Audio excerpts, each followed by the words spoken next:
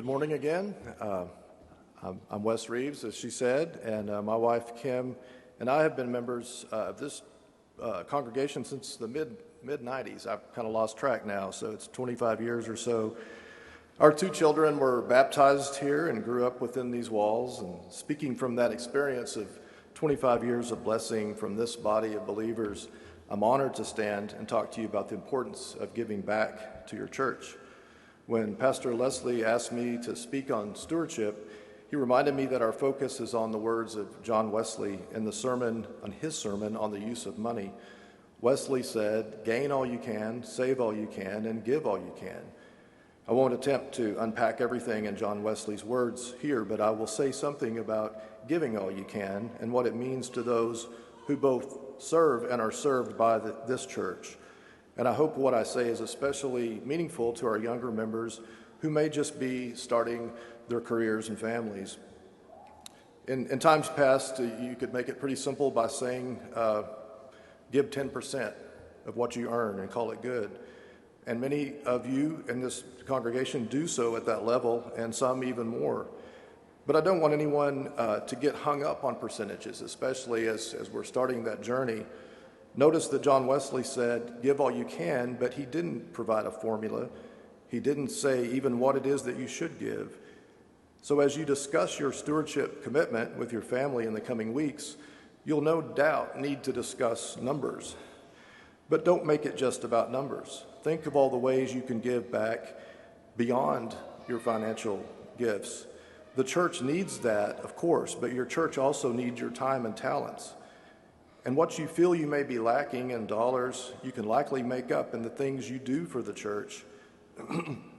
The more you involve yourself in the activities of the church, and the more resources you will find to give to the church. It's not magic, and it's not God's way of rewarding you with money. It just seems to be how that works. But before I get the hook from our financial leaders in the church who are responsible for paying our bills, let me say our financial need is indeed great. I serve as treasurer on the church finance committee, and one of my jobs is co-signing the checks that Mike cuts to pay our expenses.